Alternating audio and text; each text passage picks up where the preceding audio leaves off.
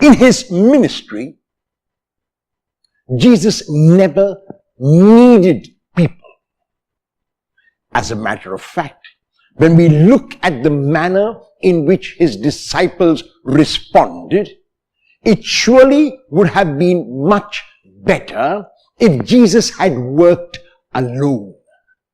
However, Jesus wanted to draw people to himself.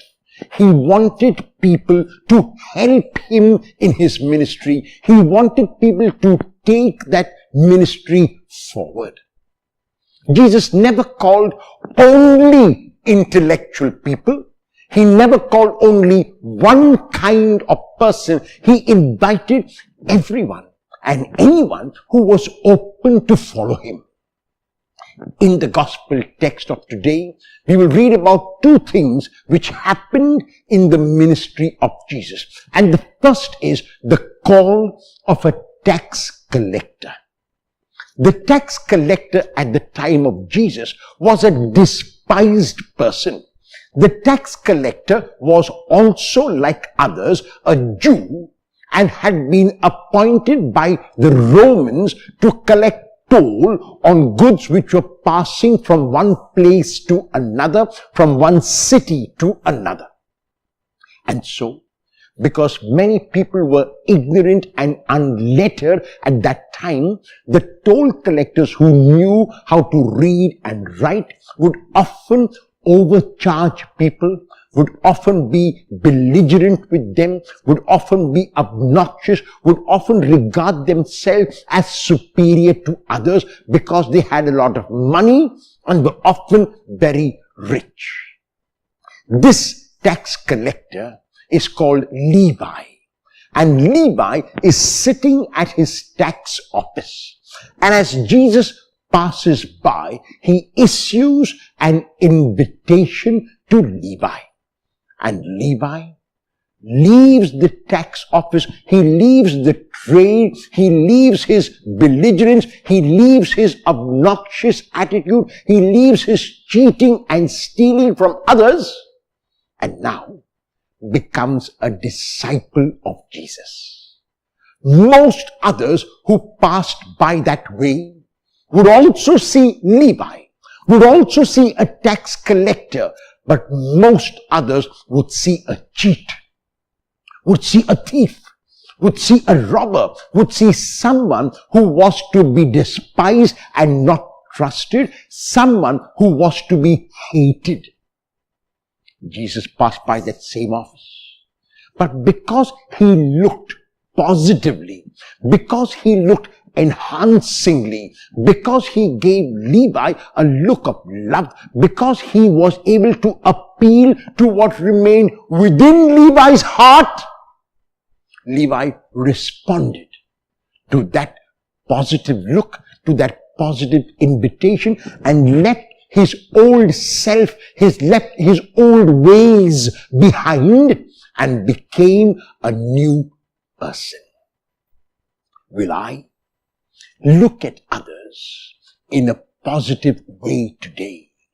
It is easy to be prejudiced and stereotyped against individuals and even against groups.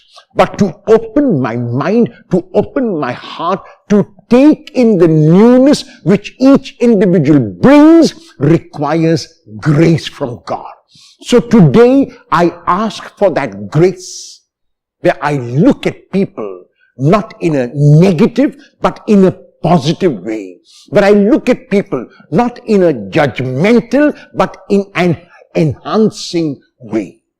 The second part of the gospel text is where Jesus shows that his calling of Levi was not a one-off incident, because he sits at table with people like Levi who were tax collectors and so regarded as sinners. At the time of Jesus, table fellowship, sitting at table, was the most intimate of communions between two males. The fact that a person could sit at table with me meant that we were close friends, meant that we were brothers, meant that we were family, because we would break the same bread and share that bread.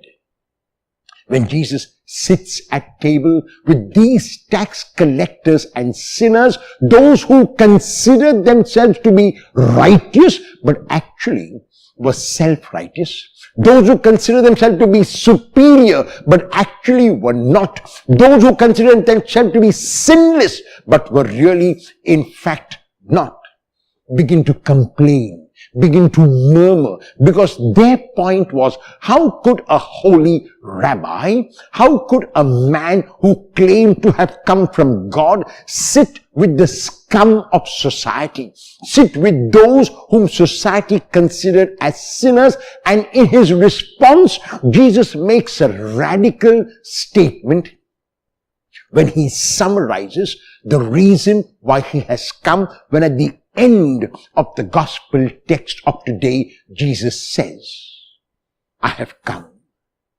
not to call the righteous, but sinners.